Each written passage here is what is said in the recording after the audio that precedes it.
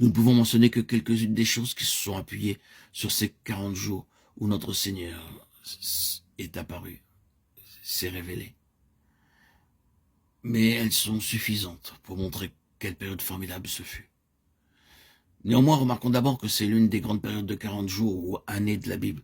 Ce n'est pas un accident. S'il y a eu 40 jours après sa résurrection, il y a eu 8 périodes majeures de 40 jours ou années dans la Bible.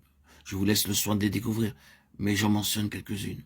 Il y a eu les 40 grandes années de la vie de Moïse en Égypte, un temps de profonde préparation et d'épreuve, particulièrement l'épreuve de son cœur. Si toute l'opulence, les trésors et la science de l'un des plus grands empires de l'histoire vous est ouvert et à votre disposition, votre attitude à l'égard de ces choses constitue un très bon test pour savoir où se trouve votre cœur.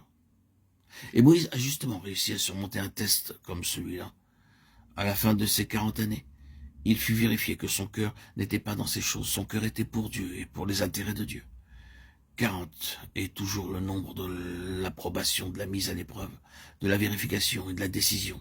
Et ce fut bel et bien décisif, n'est-ce pas, quant à Moïse à la fin de ses 40 années. Mais ensuite commencèrent 40 autres années pour Moïse dans le pays de Madian.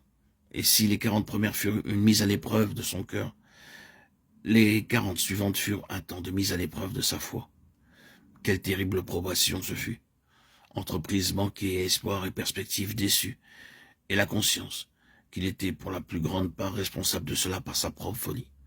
Ce fut une terrible épreuve de foi, mais il en émergea. Puis il y a eu les 40 jours et 40 nuits passés par Moïse sur la montagne. Quel temps d'épreuve ce fut pour Israël qui se trouvait en bas. Oui, c'était destiné à cela, je le crois, afin de les démasquer. Et nous savons comment ils en sont ressortis à partir de ce moment-là. Ils furent éprouvés au-delà de toute question. Ce litige fut tranché de façon très précise. Et de cela, Dieu dut produire son grand mouvement concernant les Lévites. C'est là un sujet plein d'instructions. Mais nous devons le laisser là. Et puis, il y a eu les 40 années d'Israël dans le désert. Quel temps de mise à l'épreuve, de probation et de décision ce fut.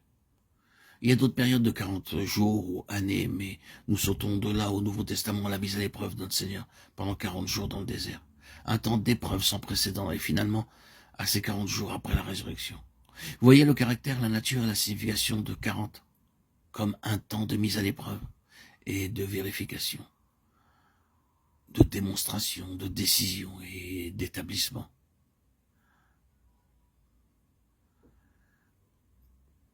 Tout cela a été réuni dans les 40 jours